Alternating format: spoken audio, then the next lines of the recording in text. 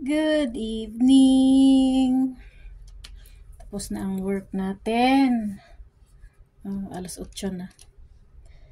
Tapos na din tayo mag-shower, guys. Tapos, ayun, nag-moisturizer na ako. Pero gusto ko mag-massage yung chin. Kasi may double chin tayo, guys.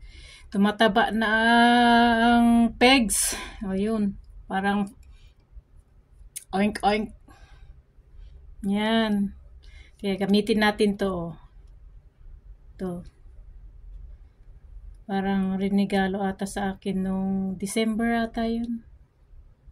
Nagro-roll to Tapos may ano doon. Gagamitin mo dito po. Or ganito. Or ganito. Sarap sa ano. Maganda sa pagkatapos mong mag-massage ng ganito, gamit to. Sarap ng pakiramdam. Parang numinipis na yung naging manipis na yung makapal na taba-taba.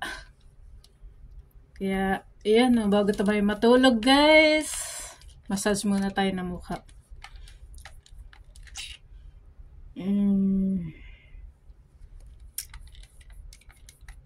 Naganito ko ng about 15 minutes bago matulog.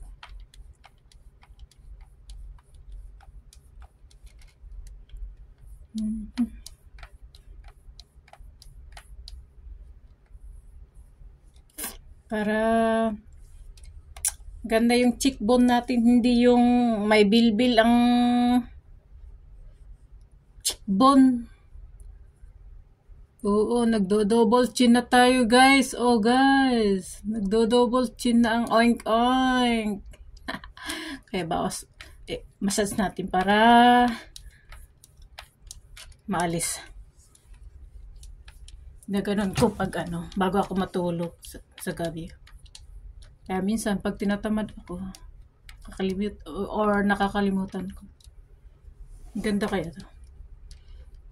Miniswata na ko, miniswata ang nito nung regalo sa akin to. Ng December. Doon sa Christmas exchange gift ata nila Torogi. Ang tawag dito? Si Torogsi. Doon sa nila noon, boarding house nila. Ayan. Parang magaan yung pagmumukha ko makapal. Bawas-bawasan natin.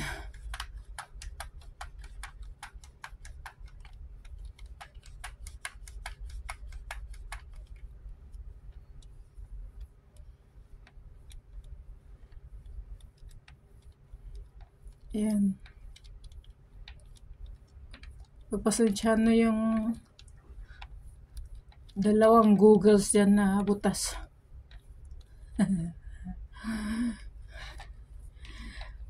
Ilong na napison. Ayan. Ito.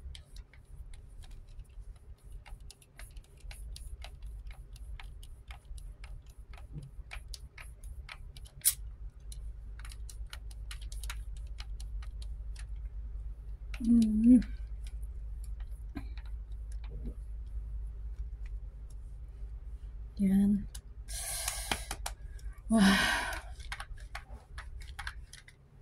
Sarap sa pakiramdam pag pasarala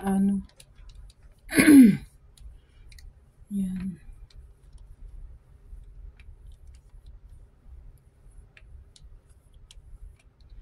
Sa totoo lang, hindi ko rin alam kung saan gamit ito. Basta rinegalo sa akin to, pero ginamit ko sa mukha ko. Dito ko lang ginagamit ko. Ewan ko kung saan gagamitin talaga to.